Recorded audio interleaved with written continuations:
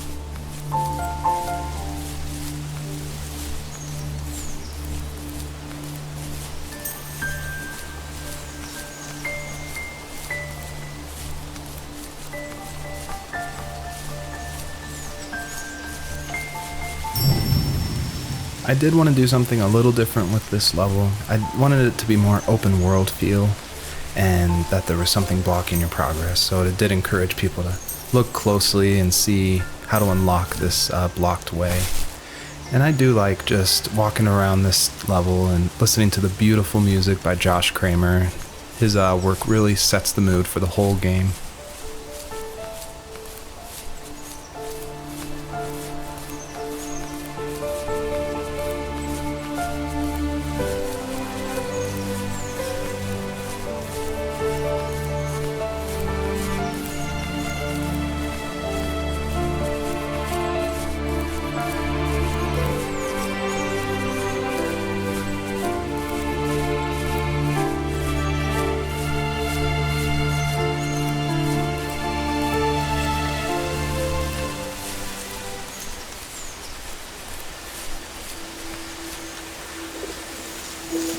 my most distant, at the times when I detested him the most, he kept reaching out. For a year straight, he asked me every week when we were going camping. I thought he was just dense. Eventually to shut up.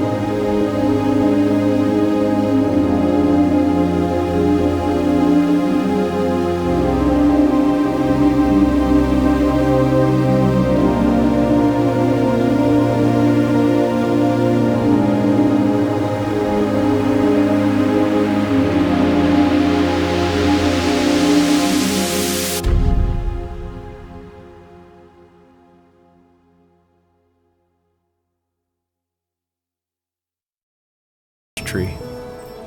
My dad built a lot of stuff in his free time. If he wasn't watching fly fishing or reading Tom Clancy novels, he was carving something. He made tons of birdhouses. Not that he was into bird watching, but I think he really missed working and adding on to the home.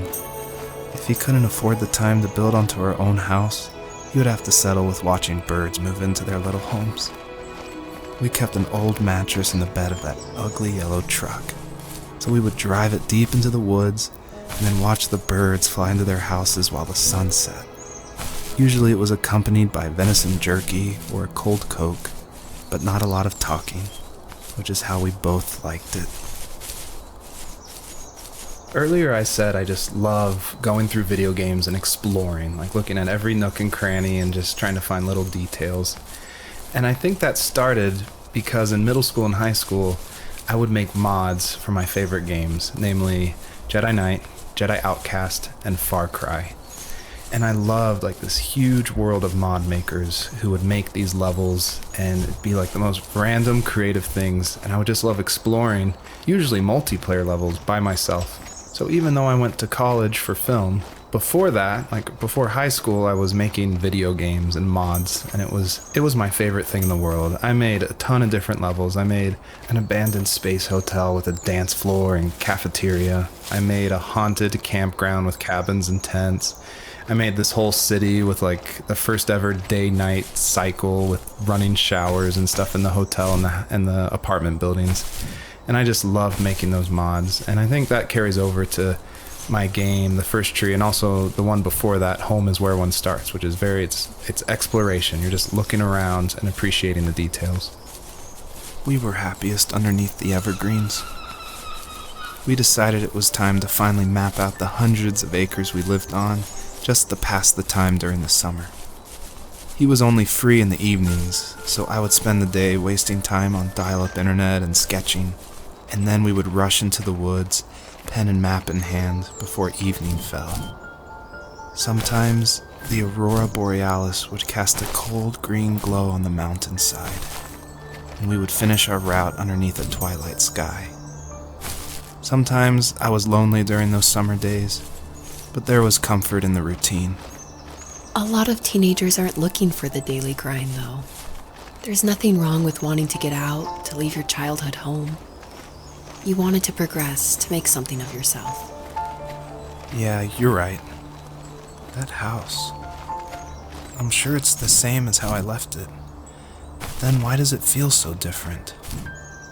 I doubt you're the only adult to have looked back and asked that question.